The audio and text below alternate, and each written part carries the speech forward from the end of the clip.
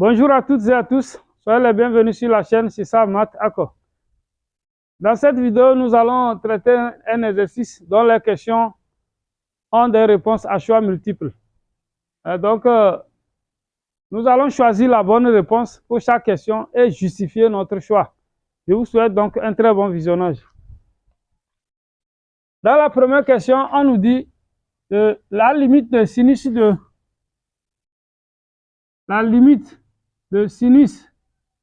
de pi sur 2 par partie entière de x quand x tend vers 0. Alors, nous allons essayer de calculer cette limite et nous allons voir ce que ça va engendrer. Comme ça, à la fin maintenant, donc disons que je commence par la justification, ok? Voilà. Mais, vous voyez, la définition de la partie entière de x dit quoi?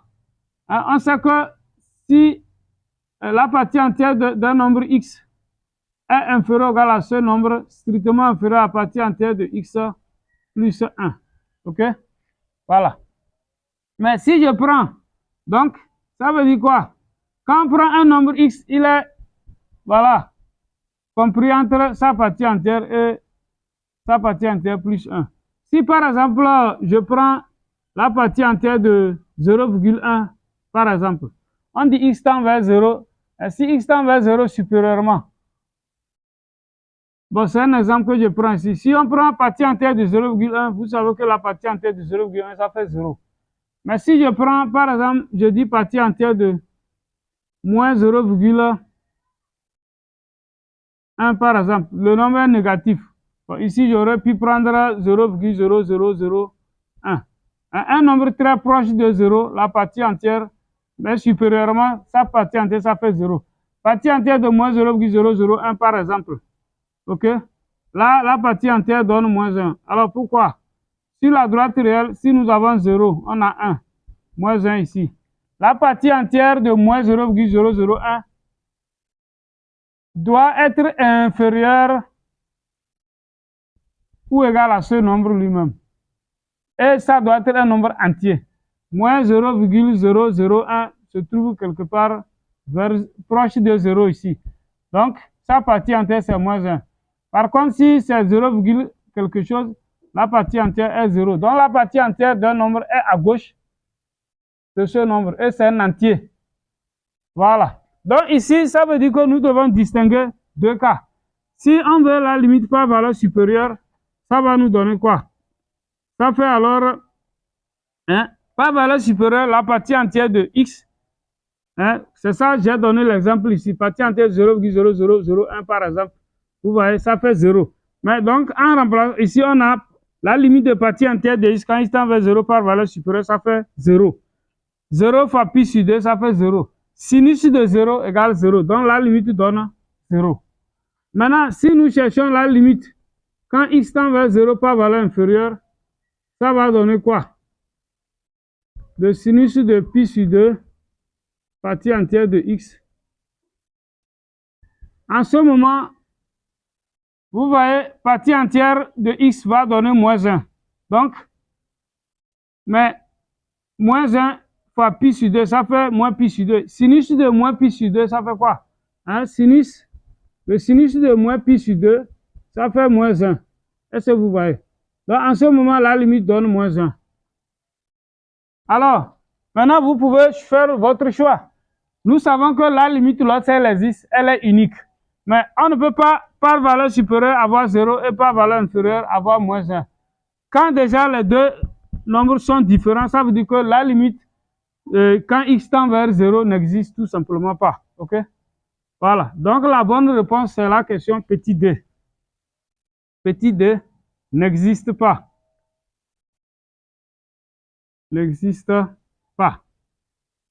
Voilà la bonne réponse. Bien, maintenant, la question 2. On nous dit, deux droites AB et CD sont parallèles, équivaut à quoi? Alors, AB parallèle à CD équivaut à... Déjà, si AB est parallèle à CD, vous voyez, selon chose, si c'était les vecteurs, on allait dire quoi? AB parallèle à CD équivaut à vecteur CD est égal à un K fois vecteur AB, avec K un nombre réel. Est-ce que vous voyez? Voilà, K élément de R. Donc, mais ça là, s'il faut traduire ça avec le nombre complexe, ça veut dire quoi? Ça veut dire que Z de D, Z du vecteur CD, la fixe du vecteur CD, sur la fixe du vecteur AB, voilà, on suppose que A et B sont des points distincts. Donc, sur la fixe du vecteur AB va donner K, K étant un nombre réel. Donc, vous pouvez choisir D comme la bonne réponse. Mais, aussi, si deux droites sont parallèles, regardez, si j'ai AB comme ça, parallèle à CD, CD.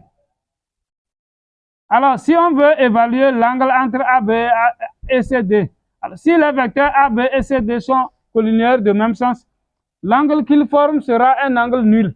Hein, ça veut dire que le quotient, en ce moment, argument de Z de CD sur Z de AB, voilà, va donner 2K pi. Hein, 2K pi, K élément de Z. Maintenant, si les vecteurs sont collinéaires de sens contraire, ça va donner pi plus